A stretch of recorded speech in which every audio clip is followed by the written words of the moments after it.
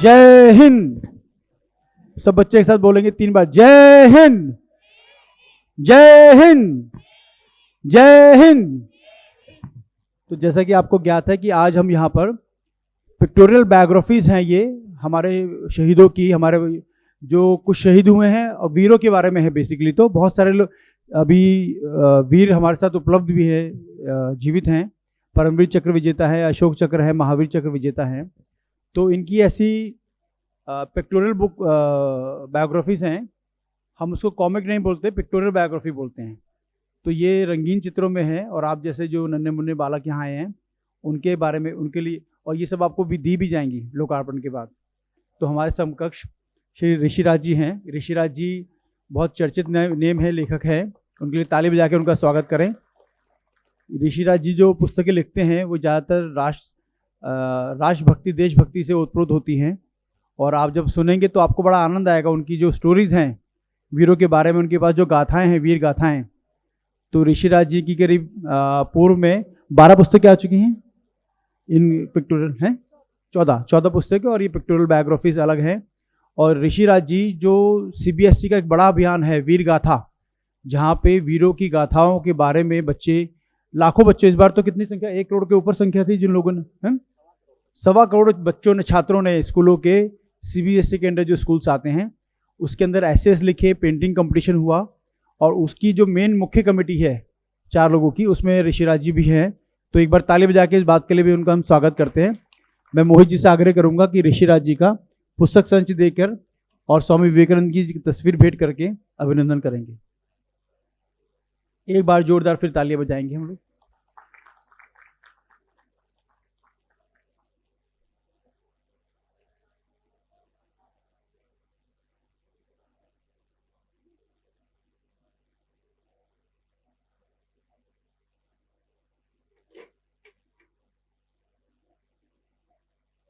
बहुत बहुत स्वागत है आप सबका।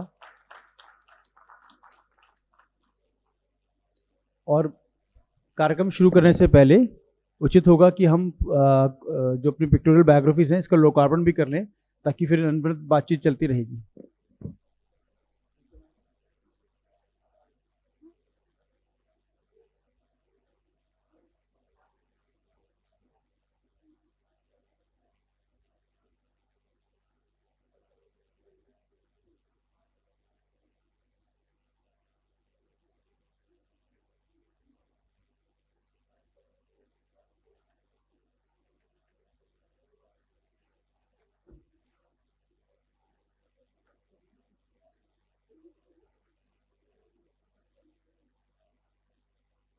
एक बार जोरदार तालियां बजा के स्वागत कर दीजिए।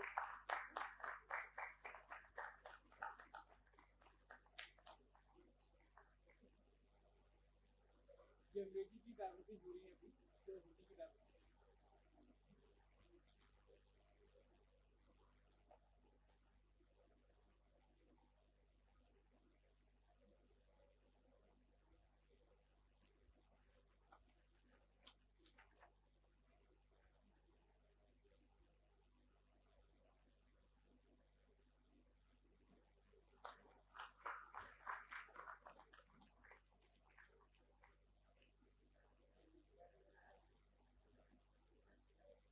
तो बच्चों से आग्रह है कि बच्चे एक बार यहाँ पर आ जाए, उनको ये परमिशन मिल जाएगी। आओ बेटा, आओ बेटा।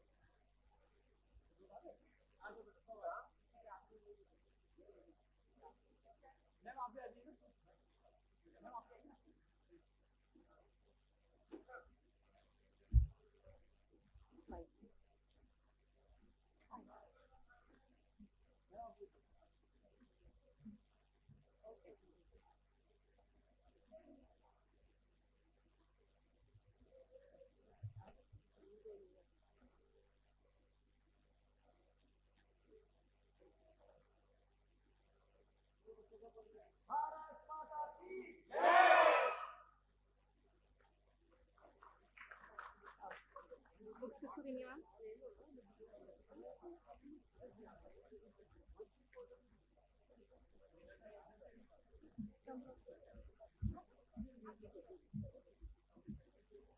Slowly slowly. हाँ?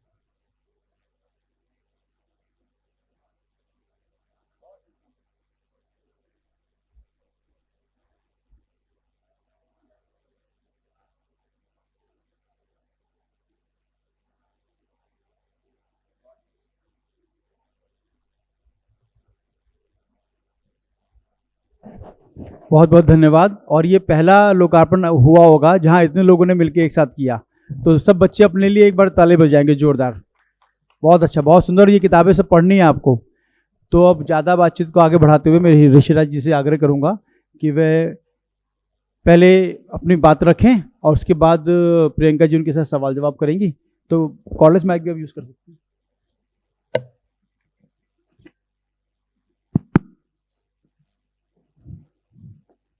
भारत माता की, भारत माता की। Very good. आज बच्चों का जोश देख के मजा आ रहा मुझे। और आज हम जिस कार्यक्रम में यहाँ पर एकत्रित हुए हैं वो उस कार्यक्रम का एकमात्र लक्ष्य यही है कि जिन वीरों ने देश के लिए अपनी जान कुर्बान की है, अपना अमर बलिदान दिया है, आज हम उनका स्मरण करें। और आज ही नहीं, सदैव उनका स्मरण करें। हमारी जो राष्ट्रभक्ति है वो सिर्फ 26 जनवरी या 15 अगस्त को जागृत नहीं होनी चाहिए। वो कैसे संभव होगा? वो ऐसे संभव हुआ कि हम अपने बच्चों को, अपने आने वाली नस्लों को, आज की युवा पीढ़ी को अपने वीरों के बलिदानों से अवगत करवा के रखें। रोज उनको कोई ना कोई कहानी सुनाएं, उनको बताएं कि देश में जो आज हम आज़ादी में सांस ले रहे हैं वो ऐसे नहीं ले रहे हैं। बहुत से लोगों ने जान दी है उसके लिए।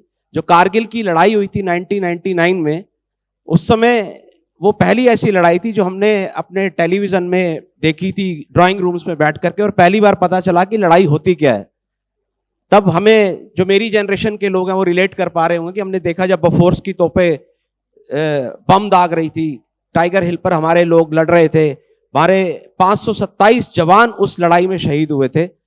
तो ये एक प्रयास है आज की युवा पीढ़ी को, आज के बच्चों को ये बताने का। वैसे तो हम पिक्चर भी देखने जाते हैं आजकल, तो 1000-1500 की आराम से टिकट खर्च कर लेते हैं, पॉपकॉर्न भी 500 रुपए से कम नहीं आता। लेकिन जब हमें देश के लिए कुछ करने के लिए कहा जाता है, मैं ये कहूंगा कि आप पिक्चर भी देखिए, ऐसा नहीं कि पिक्चर मत देखिए, बहुत अच्छी पिक्चरें भी आती हैं। लेकिन जो किताबें भी हैं देशभक्ति से जुड़ी हुई, जो इस तरह की कॉमिक बुक्स हैं, मैं ये नहीं कह रहा कि आप मेरी कॉमिक्स बुक पढ़िए, आपको जहां जो मिलता है उसको पढ़िए, आत्मसात करिए, अपने बच्चों को आगे पास ऑन करिए। किसी बहुत ही बुद्धिजीवी व्यक्ति ने कहा है कि हमारा जो जन्म हुआ मनुष्य के रूप में, वो हमारी रिस्पॉन्सिबिलिटी है कि जो हमें हमारे संस्कार मिले हैं, हमें हमारी लेगेसी मिली है, हमारे जो बड़ों से मिली है। हमें किसी ने तो बताया होगा कि शिवाजी महाराज कौन थे, किसी ने बताया होगा कि महाराणा प्रताप कौन थे, बताया होगा कि नहीं? याद है ना आपको? तो वो आपके ऊपर कर्जा है।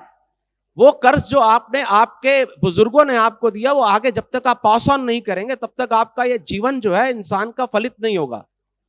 तो ये एक तरह से सबकी ड्यूटी है। मैं सिर्फ अपनी ड्यूटी कर रहा हूं कि इन वीरों के बारे में मैं लोगों को जागृत कर रहा हूं, बता रहा हूं। आज के बच्चों को जो हमने ये आज चित्रावलियां भेंट की हैं, इनमें से यकीनन कोई ना कोई इसको पढ़ेगा। मैं कह रहा हूं अगर 20 में से 2 बच्चों ने भी पढ़ ली और किसी 1-2 ने भी ये डिसाइड कर लिया कि मैं इंडियन आर्मी ज्वाइन करूंगा, देश की सेवा करूंगा, तो यकीन मानिए हमारी ये सेवा फलित हो जाएगी। यहां मुझे कैप्टन मनोज कुमार पांडे और कैप्टन विक्रम बत्रा की याद आती है कि 1980s में ना एक सीरियल आता था दूरदर्शन पर जिसका नाम था परमवीर चक्र। तो मेरी जनरेशन के लोग तो अच्छी तरह वाकिफ होंगे उससे। कैप्टन विक्रम बत्रा और कैप्टन मनोज कुमार पांडे पड़ोसियों के घर, उनके घर टीवी नहीं होता था, पड़ोसियों के घर जाकर के वो सीरियल देखते थे, और वो सीरियल ने उनको इतना जोश भर दिया उनके अंदर कि उन्होंने वहीं से ये निर्णय लिया कि मेरा जन्म सिर्फ हुआ है देश की सेवा करने के लिए, मैं जीऊंगा तो देश के लिए, मैं मरूंगा तो देश के लिए। या मैं एक बात और बता दूं कि देश के लिए जान देने के लिए हर किसी के नसीब में नहीं होता, हर कोई इतना भाग्यशाली नहीं होता। आप और मैं बड़े होंगे, बूढ़े होंगे, मर जाएंगे, रिश्तेदार भी हफ्ते बाद, 10 दिन बाद, 15 दिन बाद, महीना भूल जाते कि कौन था ऋषिराज। लेकिन जो कैप्टन विक्रम बत्रा शहीद हो गए देश के लिए, कैप्टन मनोज कुमार पांडे ने जान दे दी 25 साल की उम्र में, क्या उन्हें दुनिया कभी भूलेगी? बताइए बच्चों, क्या आप भूलोगे कभी? जब तक सूरज चांद सितारे रहेंगे तब तक ये लोग जिंदा रहेंगे हमारे दिलों में, हमारे जज्बातों में।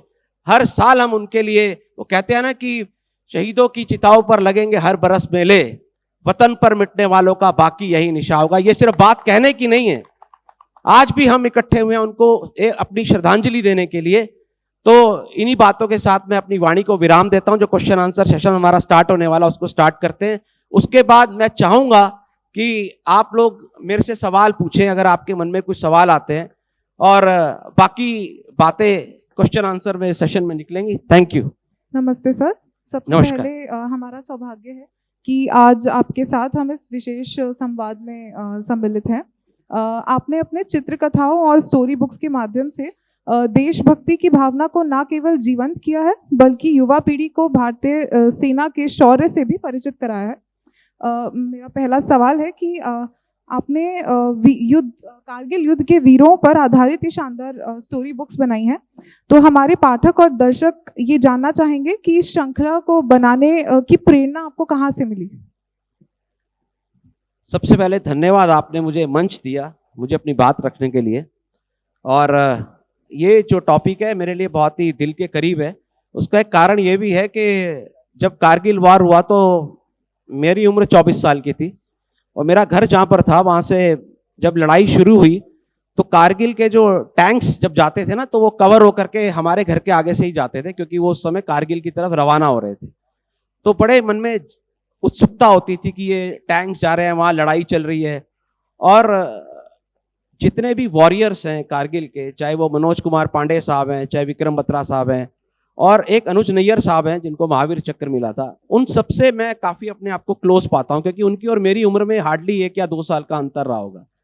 अनुज नैयर साहब तो मतलब कि he was slated to born on 4 सितंबर 1975, जिस दिन मेरा जन्मदिन होता है, लेकिन वो 1 सप्ताह पहले आ गए दुनिया में, तो वो नहीं हो पाया। लेकिन मतलब ये बात कहने का अर्थ है कि मैं बहुत क्लोज पाता हूं अपने आप को। मैंने अपनी किताब में लिखा है, कारगिल की किताब जो मेरी है दूसरी वाली, कि अगर मैं उस समय फौज में चला जाता, because I always wanted to join army, मैं एनडीए में जाना चाहता था, लेकिन सिचुएशन ऐसी थी, घर के हालात कुछ ऐसे थे कि मेरा रेलवे में सिलेक्शन हो गया और पापी पेट का सवाल के लिए रेलवे में जाना पड़ा, तो एनडीए नहीं जा पाए। लेकिन ठीक है, उस समय वो दिन है और आज का दिन है। आज हम कलम से सिपाही हैं, बंदूक से तो नहीं सिपाही बन पाए, तो कलम से सिपाही हैं। तो ये था कि मैं बड़ा क्लोज पाता हूं उनको, और मैं अगर आर्मी में चला जाता, हो सकता मेरा नाम भी शहीदों में आता, लेकिन मेरी किस्मत शायद इतनी अच्छी नहीं थी, मैं नहीं जा पाया। तो उन चीजों ने मुझे मोटिवेट किया कि मैं इनके ऊपर कुछ काम करूं, इन वीरों की बात आज की युवा पीढ़ी तक पहुंचाऊं, तो उस काम में मैं लगा हुआ हूं। यही मेरा उद्देश्य। जी सर। आपकी 7 में से 6 स्टोरी बुक्स तो बहादुर सैनिकों को मिले गैलेंट्री अवार्ड्स पर आधारित, लेकिन आपकी 7वीं बुक जो है वो विशेष रूप से कैप्टन सौरभ कालिया पर केंद्रित है। उनके संघर्ष और बलिदान ने आपको इस पुस्तक के लिए कैसे प्रेरित किया? मुझे सौरभ कालिया जी की कहानी ना बड़ी टचिंग है। मतलब जब कारगिल वॉर चल रहा था तो आप सबको याद होगा कि एक खबर आई थी कि एक सैन्य अधिकारी के अंग भंग करके, उनकी आंखें निकालकर, उनके कान काटकर, उनका नाक काटकर, उनकी बॉडी को बुरी तरह से म्यूटिलेटेड करके पाकिस्तान ने हमें सौंपा था। तो उस समय पूरे देश में एक जो है ना, एक पीड़ा की लहर थी, एक क्षोभ की लहर थी, एक गुस्से की लहर थी।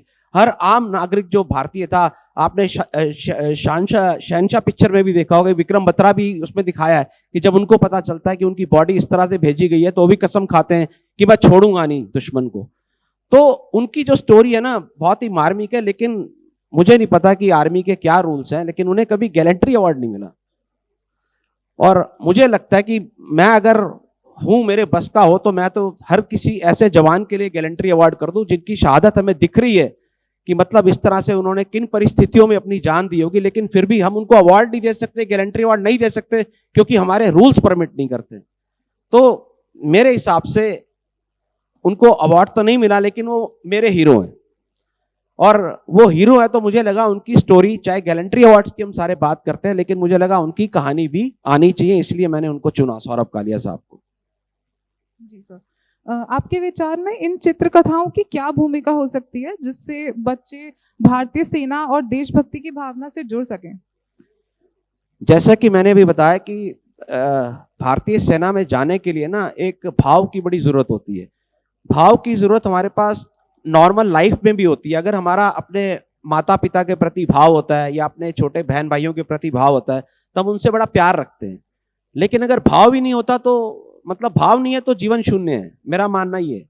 तो देश के प्रति अगर भाव है तो वो बहुत इंपॉर्टेंट रोल प्ले करता है कि आप अपनी देश की सेवा करें। मैं ये नहीं कहता कि देश के बॉर्डर पर जाकर कर ही आप बंदूक चलाकर ही देश की सेवा कर सकते हैं। देश की सेवा करने के बहुत सारे तरीके हैं।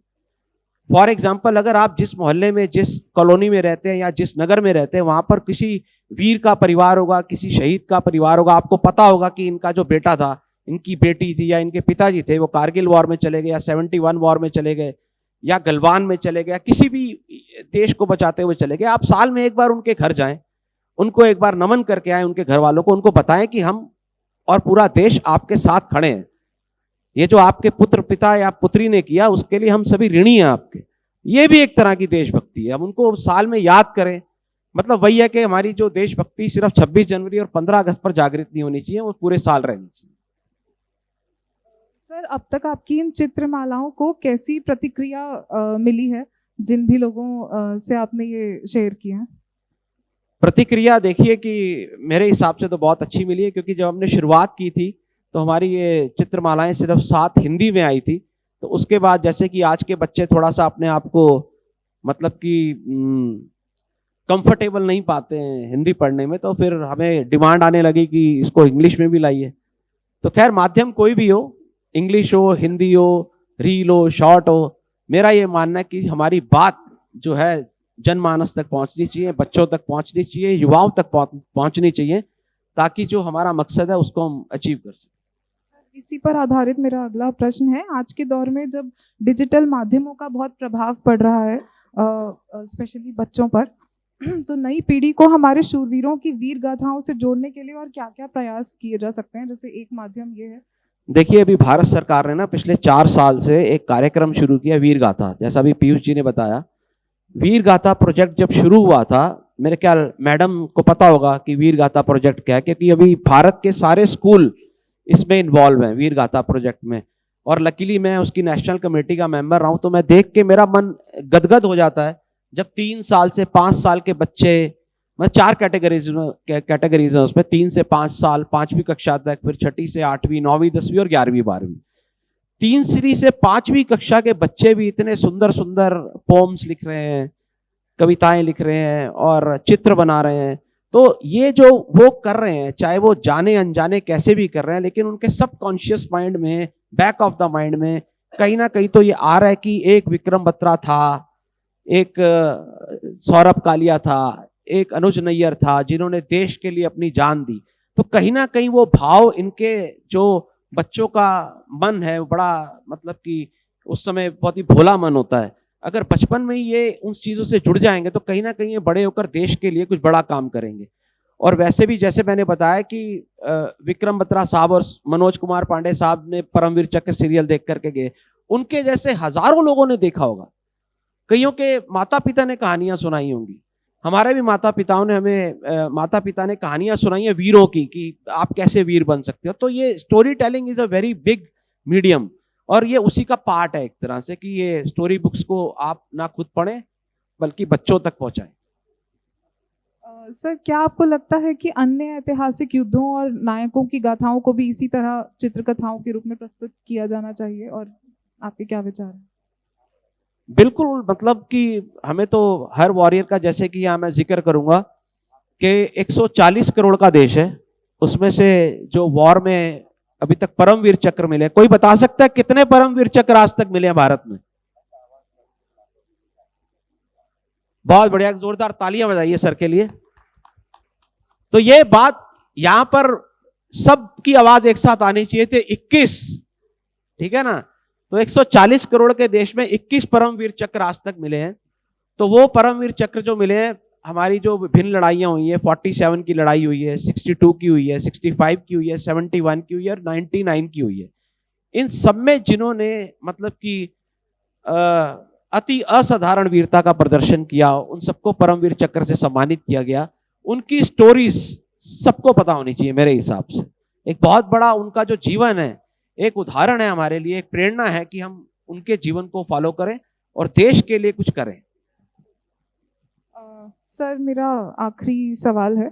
हमारे यहाँ बहुत से युवा बैठे हैं, बच्चे बैठे हैं। आप उन्हें देशभक्ति और राष्ट्र के प्रति कर्तव्य के विषय में क्या संदेश देना चाहेंगे? आखिरी। मैं ऑलरेडी ये बता चुका हूं कि जो आपके पड़ोस में, आपके मोहल्ले में, जैसे मैं नोएडा में रहता हूं, एक बहुत बड़ी सड़क है वहां पर, लेफ्टिनेंट विजयन थापर मार्ग, ऐसे ही आपके एरिया में कोई ना कोई अमर बलिदानी के नाम पर सड़क जरूर होगी, है ना? तो आप उस सड़क को खोजिए कि किसके नाम पर है। बच्चों, ये टास्क है आपके लिए, ठीक है? जनकपुरी में जैसे अनुज नैयर साहब के नाम पर एक सड़क है, कैप्टन अनुज नैयर मार्ग। तो अब तो आपको पता चल गया अनुज नैयर साहब कौन है। तो हो सकता है कोई और सड़क हो, उस सड़क को आप नाम से खोजिए कि कौन था वो बलिदानी। और अगर यहां पर सड़क है तो जरूर उनका घर भी कहीं आसपास होगा, ये बात पक्की है ना? तो उनकी सड़क का आप थोड़ा सा रिसर्च करिए, फिर उनके परिवार वालों से मिलिए और जाकर के उन्हें बताइए कि जो आपके इन्होंने किया, पुत्र ने, पुत्री या आपके पति ने, वो देश के लिए वो बहुत अच्छा काम था। तो ये सबसे बड़ी देशभक्ति है जो मेरे को लगता है कि आप सब इजीली कर सकते हैं। Thank you so much sir. आपकी बातों ने हमें बहुत प्रेरित किया, बच्चों को तो बहुत ही ज़्यादा किया होगा। सर, आपका एक चैनल है एक्सप्लोरिंग इंडिया विद ऋषि, आपका यूट्यूब चैनल है, तो हम चाहेंगे उसके बारे में भी आप कुछ बताएं। उसमें भी आपने इसी तरह की प्रेरक और देशभक्ति की वीडियोस। जी जी जी, देखिए मेरा मानना ये है, जैसे आजकल अभी एक सर्वे आया था पीछे की, जो जेन जी है, जेन जी के काफी लोग बैठे हुए हैं यहाँ पर। तो जेन जी के जो फोकस टाइम है ना, फोकस टाइम जो है एवरेज, वो 8 सेकंड का है। मतलब 8 सेकंड बाद वो कहते हैं कुछ नया लाओ, वो कहते हैं रील्स के दिन चल रहे हैं। तो आई डोंट माइंड कि आप रील्स देखें, मतलब वक्त बदल रहा है तो आप भी उस हिसाब से चल रहे हैं, मैं आपकी आलोचना नहीं कर रहा हूं। लेकिन मेरा ये मानना है कि अगर कोई भी माध्यम हो, मुझे अपनी बात अगर जेनजी तक भी पहुंचानी है, मेरे को चाहे रील भी बनानी पड़े, मैं बनाने के लिए तैयार हूं और मैं बनाता हूं। मतलब कैप्टन विक्रम के बत्रा का बर्थडे होगा तो बना देते हैं, किसी वीर का और बर्थडे होता तो बना लेते हैं।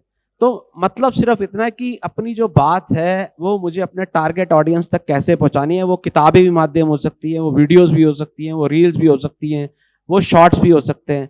तो इसीलिए मैंने अपना चैनल बनाया हुआ है एक्सप्लोरिंग इंडिया विद ऋषि, जहां पर मेरी करीब 300 वीडियोस हैं, जहां पर मैं बहुत सारी चीजें अपलोड करता हूं। जैसे किसी बलिदानी के परिवार वालों से मिलता हूं तो उसको डालता हूं कि हाउ दे फील, किस तरह से, और वीरों की गाथाएं डालते हैं। अभी मैंने रिसेंटली एक बीड़ा उठाया कि जो 21 परमवीर चक्र हैं, क्योंकि मैं खुद बहुत इंस्पायर्ड हूं चेतन आनंद के उस सीरियल से। तो जब भी वो गाना बजता है, शान तेरी कभी कब ना हो या वतन, तो मेरे आज भी रोंगटे खड़े हो जाते हैं। तो उस पर 21 परमवीर चक्र विजेताओं पर जो सीरीज मैंने एक बनानी शुरू की है, मेरी करीब 15 एपिसोड आ चुके हैं और आज 16वां एपिसोड आएगा आज रात को ही, कैप्टन बाना सिंह साहब पे। तो ये प्रयास मेरा जारी है। तो इसीलिए मेरे चैनल को मैंने बनाया है कि माध्यम कोई भी हो, बात युवा पीढ़ी तक पहुंचनी चाहिए। Thank you so much sir. हमारे दर्शकों में से अगर किसी को कोई सवाल हो तो कर सकते हैं आप। मैं चाहूंगा आप सवाल पूछें, है ना?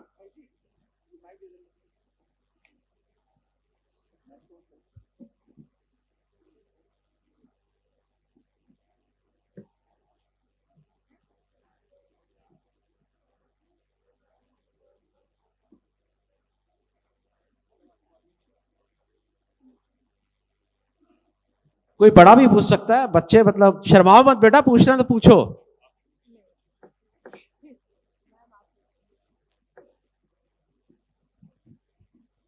So you can just guide us that the students basically that how they can touch the ground for the armies, like how they can feel that कि किस तरीके से वो आर्मी में जा सकते हैं. It's just an initial phase. They know about the papers and everything. They will learn about it. But yes, वो जो initial phase होता है कि हाँ मुझे आर्मी टच करना है, हाँ मुझे आर्मी के बारे में सोचना है, तो how they can that feeling कि वो कैसे आएगी, because they are very young. They are very young and they cannot know कि आपका बिल्कुल सही है बोलना कि वो जाएं और देखें, वो सर्च करें, वो हमारे साथ जरूर करेंगे. And I promise you in KIIT, I will ask my principal to have this proper कि हम एक कर सकें, ये एक ऐसा प्लेटफॉर्म रेडी कर सके जहाँ पे हम ये एक प्रोजेक्ट जरूर करेंगे. बट वो एक इनिशियल एक स्पार्क होती है जो बिल्कुल यंग स्टूडेंट्स है, वो कैसे आएगी. बहुत अच्छा सवाल किया आपने.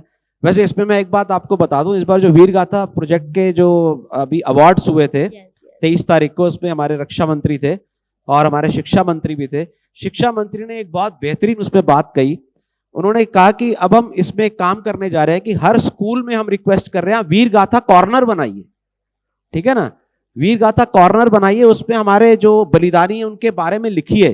क्योंकि नॉर्मली क्या होता है कि हम भी कहीं से निकलते हैं ना, किसी का बस्ट लगा होता है, हम देखते जरूर ये बस्ट किसका है, इसने क्या किया, 2-4 लाइनें 10 लाइनें हम जरूर पढ़ते हैं. ठीक है ना. तो और नॉर्मल जीवन में मेरा ये मानना है कि अगर हम कुछ भी बनना चाहते हैं, ये बात सभी के लिए लागू होती है कि सपोज मैं यंग हूं और मैं चाहता हूं मैं आर्मी ऑफिसर बनना चाहता हूं, I should start behaving like army officer immediately. Army officer कैसा होता है? आर्मी ऑफिसर डिसिप्लिन्ड होता है. आर्मी ऑफिसर कैसा होता है? वो बिल्कुल वेल ड्रेस्ड होता है. आर्मी ऑफिसर कैसा होता है? वो अच्छे से बात करता है, वो कॉन्फिडेंस से बात करता है, वो फब्बल नहीं करता, वो देश के लिए काम करता है. वो कभी, जैसे बच्चों को हम समझा सकते हैं कि कहीं पे भी गंदगी हो तो वो गंदगी नहीं करनी है, धरती के लिए काम करना है, एसी फालतू नहीं चलाना. ये भी एक तरह से फौजी है. तो जैसे वंस अ फौजी इज ऑलवेज अ फौजी, एक कहावत है. तो चाहे फौजी रिटायर भी हो जाता है तो फौजी रहता है हमेशा. तो जिस दिन बच्चों ये सोच लो कि हमें फौजी बनना है, तो आप उस दिन से बिहेव लाइक फौजी. अपने मम्मी का हाथ बटाओ काम में. ठीक है, कभी आलस नहीं दिखाओ, मम्मी मैं नहीं उठ रहा, 6 बज गए, नहीं मैं नहीं जा रहा. नो, फौजी क्या करता है, सुबह 5 बजे एक अलार्म पे उठ जाता है. तो स्टार्ट बिहेविंग लाइक फौजी. ठीक है, थैंक यू. पक्का करोगे? Yes, you will do it right. So yes sir, thank you. बहुत बढ़िया. तो कोई बड़ा भी सवाल करना चाहे तो कर सकता है. सर को माइक दो. सर, मैंने जो अनुभव किया, मैं भी अभी 73 साल का हो गया और नोएडा में रहता हूँ. थापर मार्ग रोजाना गुजरते हैं.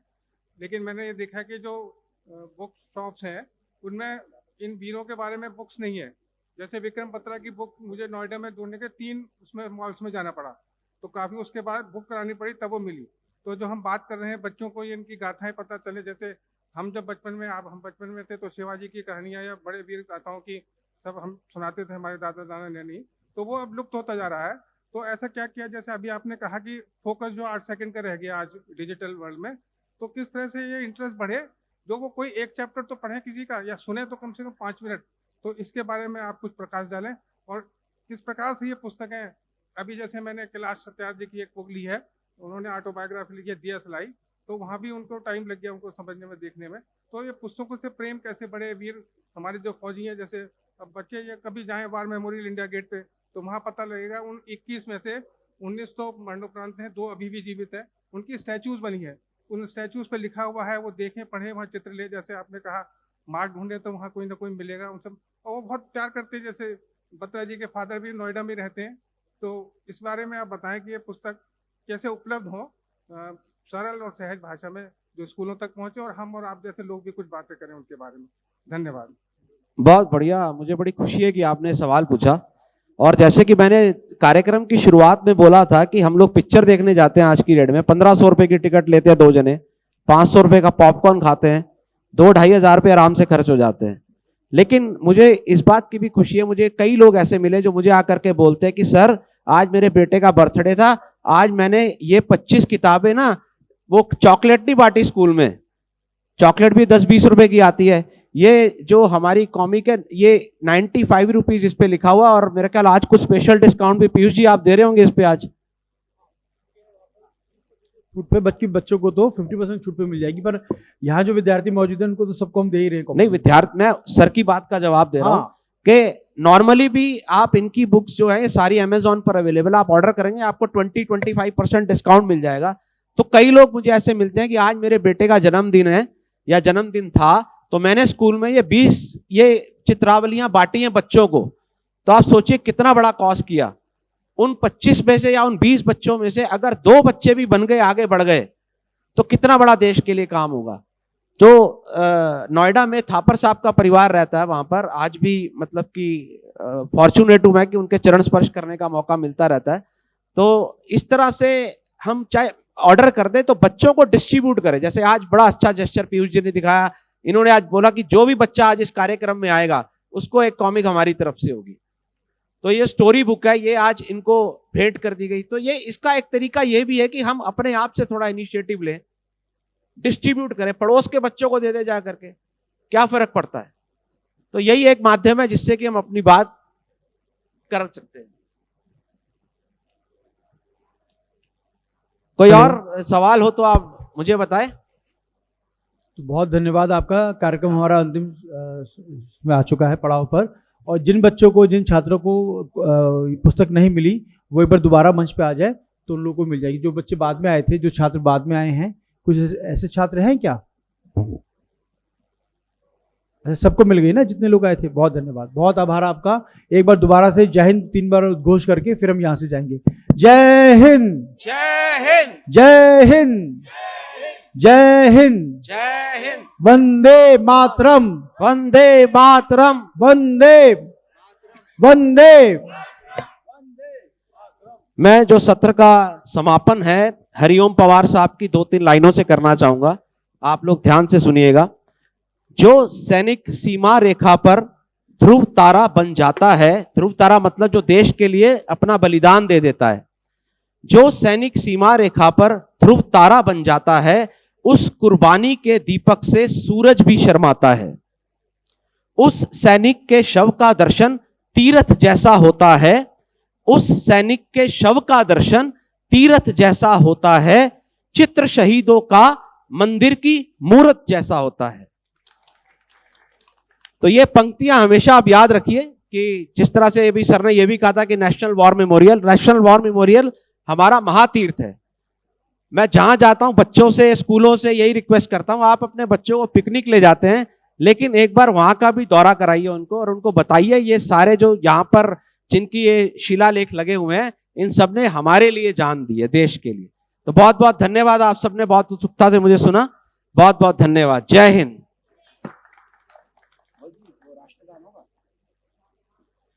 तो राष्ट्रगान के लिए एक बार सब खड़े हो जाएंगे।